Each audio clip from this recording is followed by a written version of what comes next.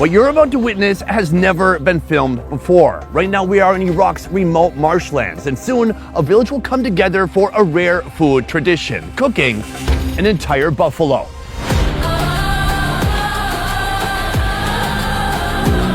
Six hours south of Baghdad, where the Tigris meets the Euphrates, there's a civilization that's been living on water for thousands of years. They're called the Marsh Arabs.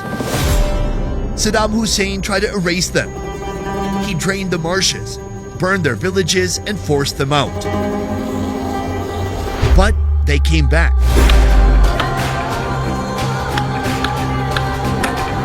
Today, I'm heading deep into the marshes to eat with the people who survived. The meal we're about to have now, this is the same setup, the same type of thing we may have seen hundreds of years ago. Yes, it takes us to back in history from the first and oldest civilization in the world. And it all starts with their daily marsh morning meal. What you are about to witness is a tradition that doesn't just go back years, it goes back generations. And it all starts with this right here, a freshwater fish caught in nearby marshes, a fish known as shilk. Right now, this fish is undergoing a process so that it can be dry. In the past, people didn't have refrigerators, and in fact, now some people still don't have refrigeration, and so this is a very practical way to be able to preserve these fish for months or even longer. That's a sharp knife. She butterflies the fish open. She's taking the innards and organs and peeling them off, dumping the whole thing in some water. And she brings it back to the mat. From here, she applies coarse salt. The salt over time is going to help draw out all the liquid and help it dry even faster. But for these things to dry completely, it takes about a month. Now, the key to drying a fish properly is to put it out in the sun and out in the open so that it can dry out over time. Beyond just drying the fish, we need to be sure no other opportunists are going to try to steal it away, including cats, other wild animals, or hungry neighbors.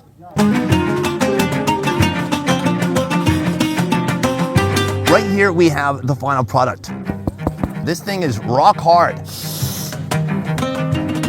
Pretty good. I can smell a little bit of that freshwater fish minerality, but there's certainly nothing off-putting, and it's not fishy, it's not smelly, it's quite nice. I like it. At this stage, this dried fish isn't built for eating. It's built for survival. But to bring it back to life, it needs to soak, letting the water in and the salt out. This will be the star ingredient in a stew known as masmuta. The villagers heat a pot over burning reeds, a fuel abundant in the marshlands. Oil hits the pot, then the fish, sizzling until crisp.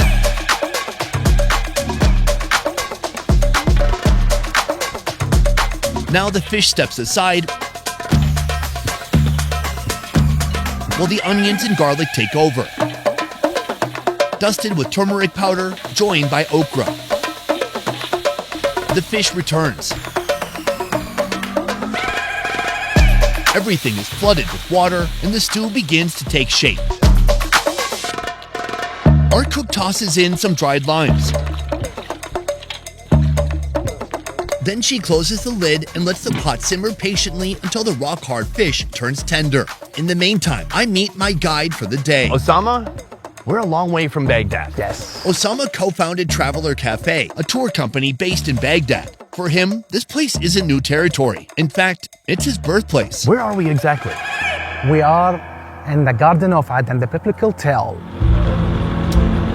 where the history started, where the invention of the wheel, the first set of laws.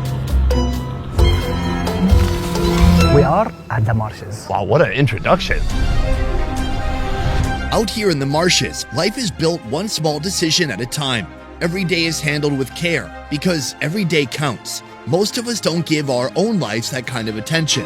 Getting that kind of focus sometimes means having someone guide you to it. BetterHelp is an online therapy platform that connects you to professional support. The older I get, the more quickly I see how habits compound. The good ones help you, and the bad ones catch up to you. I get a solid week of sleep, and I feel like a different person. If I carry stress around for a month, it begins to show up in my tone, my patience, and how I handle things. The tricky part is you don't notice that buildup while it's happening. You just wake up one morning a little more tired and a little more irritated than you should be. Therapy helped me build a pause. Not because things were falling apart, but because I wanted to be more intentional. Instead of reacting quickly, I learned to slow down and separate what actually matters from what just feels urgent. That's why I like working with BetterHelp. They make starting therapy so much less painful. You just fill out a short questionnaire about what's going on and what you're looking for, and they match you with a credentialed therapist who's a good fit. If it's not the right match, you can switch anytime at no extra cost. Over 6 million people have used the platform. It's something a lot of people rely on. If you want to get ahead of things before they stack up, scan the QR code, click the link in the description, or go to betterhelp.com/bestoverfood for 10% off your first month. Now,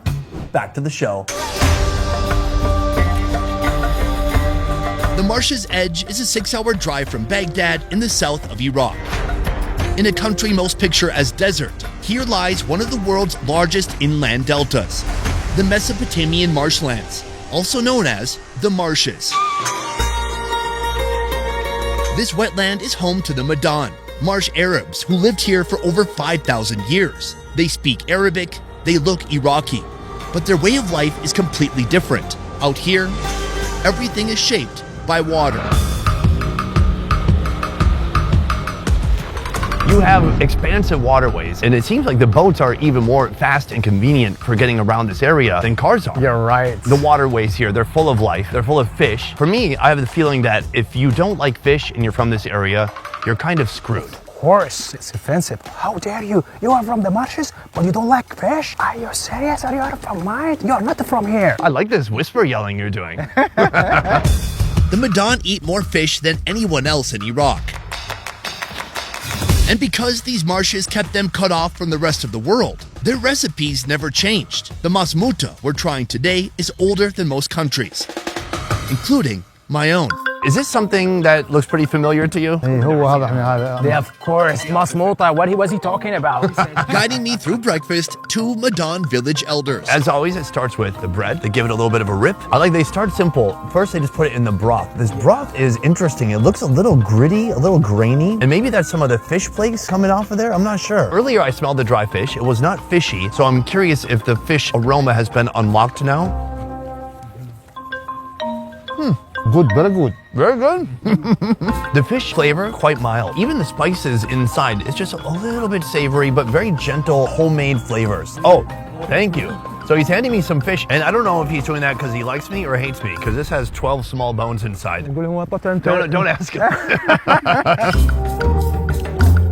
It's like a fish jerky. It's so hard that the flakes of the fish, you can feel them separate as you chew them. Since the fish protein is so hard, it's pretty easy to remove the bones from the meat. This is not the type of food that you're gonna eat quickly for lunch in 10 minutes. You have to be intentional about each bite, because if you're not, you could die. No, we have the hospital nearby, don't worry. This is just my introduction to the people here and to the cuisine that's different from the rest of Iraq. Tomorrow we're going to be doing something special, and it's special because it's extremely rare. Perhaps hasn't even been documented before on camera. Tomorrow we're going to be eating a buffalo. In the Marshes, water buffalo are king. 1,300 pounds of muscle, massive horns, and very few sweat glands, which is why they spend their lives parked in mud and water. It's not usual happening here someone to kill a buffalo, because the water buffalo is part of their family. For me, as a youth, same as like the other youth here, we have never tried the meat of water buffalo. The Madaan have kept water buffalo since the beginning. Even now, they make up over 70% of the livestock. But even though buffalo are everywhere here, you'll almost never see them on a plate. I'm heading deeper into the Marshes to find out why. Assalamu alaikum. It's an honor to be here. You know, I've been everywhere in the Middle East, but I've never been to a place like this, here in the Marshes. I see this small reed hut just made out of organic materials. Is that where you stay? In the daylight, he spends his time with that water buffaloes, but at night, he goes back home. It seems like with a job like this, no days off. Can you walk me through a normal day? 5 a.m. in the morning, they come here. Once they arrive, they start milking the water buffalo. After milking them, they feed them. After feeding them, they take the milk, go to the city, selling the milk out, and and they come back for the baby's water buffalo to take care of them till that rest of that day. With 1 day worth of milk, how much can he sell that for? They sell it for 25,000 Iraqi dinar. It's almost around $19, $19. That's enough for a full-time salary? هسه ابو العلف ديان اي شيء ديان Everyone, borrows someone like money, borrows someone like, milk and everything. So actually it's not enough. Does he have other ways to make income? لا ما No, he doesn't have. I mean, there's certainly something beautiful about maintaining this generations-old tradition. I just hate the fact that there's like this modern struggle in order to keep it up, because obviously he's facing limitations now that his grandparents wouldn't have. Reduced habitat, people buying up more property, less and less space, less vegetation for the animals to eat. Now they need to bring in food for the animals. So what does the future of buffalo herding look like? بعد ما يقدر وين تروح It's unpredictable. It's unknown. We don't know.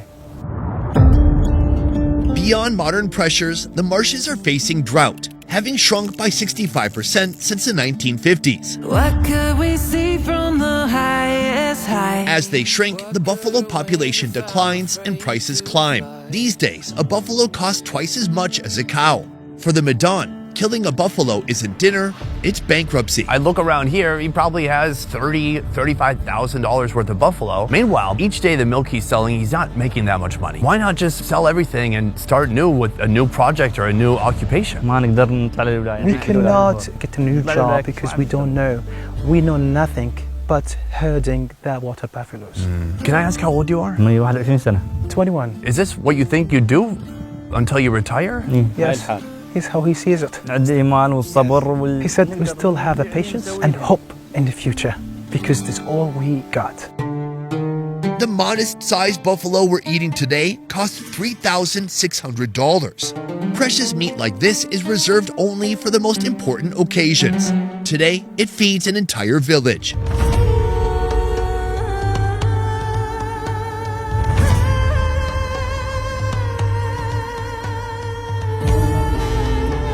The send-off follows Islamic tradition.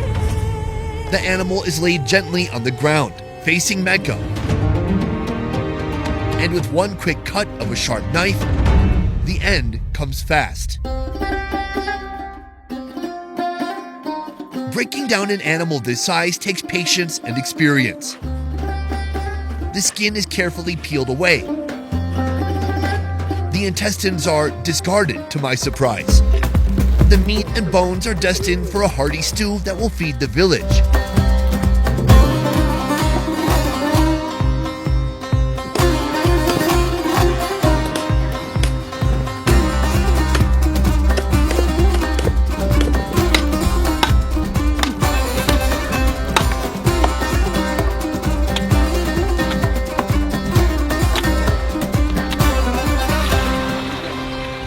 Buffalo meat is thoroughly washed. Then it's lowered into a giant pot to boil.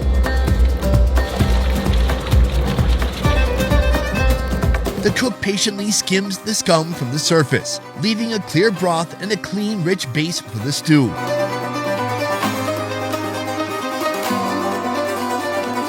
Once the cook is happy with the broth, it's time to build the flavor. Turmeric, cinnamon, cardamom pods, and bay leaves go in, followed by garlic and dried limes. But the pot still needs some color. A heap of tomatoes, onions, bell peppers, and lemons enter in. Then a good stir brings it all together.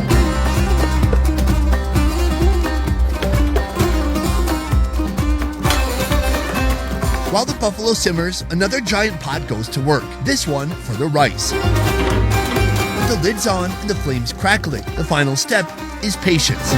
Meanwhile, Osama and I have our first taste of buffalo with an appetizer.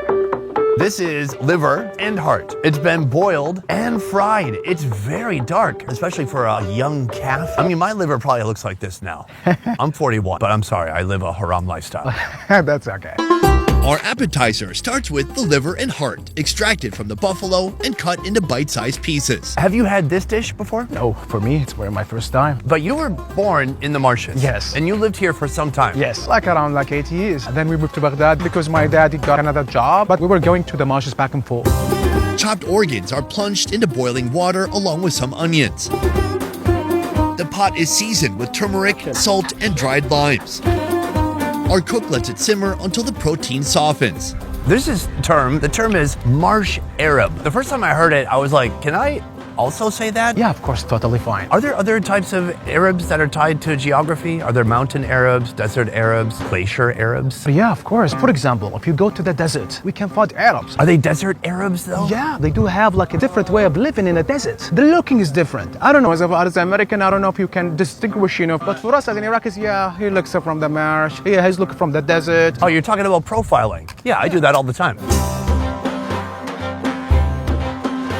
Once soft, the liver and heart leave the pot and hit an oiled up skillet.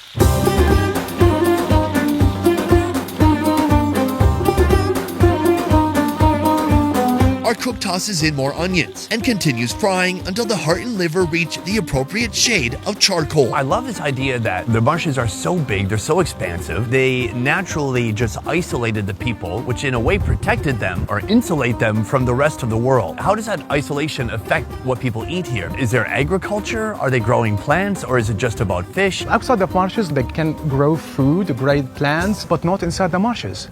We cannot. So your grandfather or your great-grandfather, when they were living here in the marshes, did they even have access to bread? Yeah, of course. But where were they getting wheat? The wheat from outside of the marshes, definitely this was a trade. Get the milk from the water buffalo, get the fish, do a trade with the outsiders. So this is exactly how they make money and make the food. Right here, we've come full circle. I mean, this is a meal that somebody might have enjoyed 100 years ago. They would have had the water buffalo, and then they would have traded for the wheat to make the bread. Yes. I love that you're from here, and this is still a new experience for you. That's very cool. I'll just go straight for the liver at first, or heart. I'm hoping I get heart. I like heart much more than I like liver, but let's see what happens. Oh, I got liver. It's the same test with the cow. True, but when you drink milk or cream or dairy, do you feel like that's the same between a buffalo and a cow? Totally different. Totally different. Yes. But the liver, you say, same. Same. I can say, not bad. It's a little bit moist. It has that organy taste to it. Liver can be kind of chalky and dry, but whatever they've done to it, it's pretty good for a liver. Yeah, for Yeah. Can you find any heart? I think this one, no. Oh, that's liver. Here it is. Oh, is that heart? Nailed it. Yeah. The heart is better, less gamey, less minerally. It doesn't have so much organ flavor, but they're both pretty intense. I think because they fried it together. I'm gonna hit this one with some tomato, a little bit of lemon. Oh, yeah. I gotta say, the more you add to it, the more you mix and match, the better it is, the more fun it is. But I think they've done pretty well with the preparation overall. I love going to other countries and learning about the fact that people are eating these types of animal organs, because in the USA, people don't really respect that. They just want to eat the prime cuts, and they feel like, oh, you're eating liver, you're eating heart, what are you doing? It's a waste of time, it's gross, but it's really good for you. I remember my mom once told me, Osama, your hemoglobin is low. I eat more liver without the bread. Eat it all. You look pale. Wow, even your mom's voice stressed me out. Finally, it's time for the grand finale. A platter is layered with a bed of rice and pasta.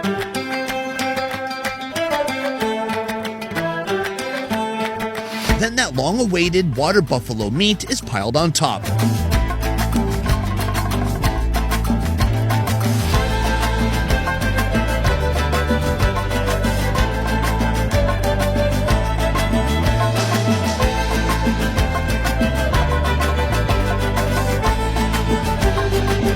This meal, pretty epic. Joining us, village elders and those who helped prepare this meal. This is literally once in a lifetime, and the first in your lifetime. Not only me, I think for Muntadar and everyone else, but except the elder. Have you experienced buffalo meat before in the marsh? No, I hadn't had. And what about for you? Jarba.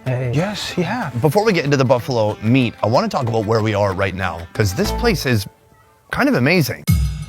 I never imagined reeds could turn into something like this. And it almost feels, I don't know how to say this, fake.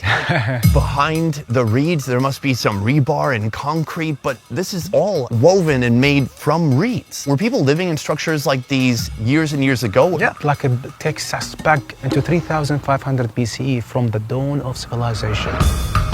People building reeds house. They're using the reeds, intertwining them to fashion walls and roofs and everything. In the same architectural way, in the same design, same everything. It looks like the same that the house that we are sitting right now in. So the meal we're about to have now, this is the same setup, the same type of thing we may have seen hundreds of years ago here in Iraq. Yes. That's awesome. These are not what I would call bite size. These are big giant pieces of protein, but they've been boiled or braising for so long. The meat has become very soft and you can kind of just pull it apart. I mean, this is a joint right here and the meat just comes off so easily. That looks really good. Yeah, it's our first time to eat a water buffalo meat. See if you can tell the difference between this and beef from ox. It's a little bit different, but I don't know how, I cannot even distinguish, the difference between... Are you being honest right now? No, I'm not honest. I think that's the same with the cows. Here's the thing, meat from ox, from cattle, meat from buffalo, they're both called beef. They do have a pretty similar taste, and actually it would be pretty difficult to distinguish the flavor, unless, of course, you are a food expert. Zoom in. The taste of the meat is delicious. I can taste the turmeric, I can taste some of the spices they put in there. I kind of like the fact that it's connected still. I mean, there's big, bony chunks, and then you can just rip the meat right off the bone. But what really makes it special is that every bite is different depending on which part of the body you're eating from. When you're eating with your hand, you can almost taste it before it hits your mouth because you can feel the fat or the dispersion of the muscle fibers and you go, oh, this is gonna be a good bite. So right here we have the, oh, thank you, an orange. And a banana. This guy's like, hey, get some vitamin C as well. Thank you, I'm gonna come back to that. So right here we have the beef shank. It looks amazing, it looks interesting, it's certainly different from the rest of the meat. To make this special dish, the buffalo legs leave their skin and hooves behind. Then they're boiled and stewed in the same pot with the rest of the meat. This is a very unique cut because it's very fatty, it's full of collagen, it's cartilage. It's been boiled so long though that it's become soft. It's different. It's not a meat, it's full of collagen. A lot of people eat this and because of the texture, because it's kind of jiggly and soft, they think it's fat, but it's not. Collagen or tendon, like this right here, is just completely full of protein. It's kind of gummy and chewy, very soft and very satisfying. Is there any difference between it and between the cows? Because the food expert. Right, it's like a little bit more buffalo-y, less cowy. Okay. We could have just slaughtered a cow, I guess. We could have shown the buffalo and then cut to meat from a cow, and I could have saved a bit of money. I want to ask some more questions about the marsh. Today, I got to meet and speak with a buffalo herder and hear about his challenges. It sounds like a tough life, but he doesn't really want to sell all the buffalo because he doesn't know what else he would do. Meanwhile, I hear about issues of drought, and I saw it, a dead buffalo in the water.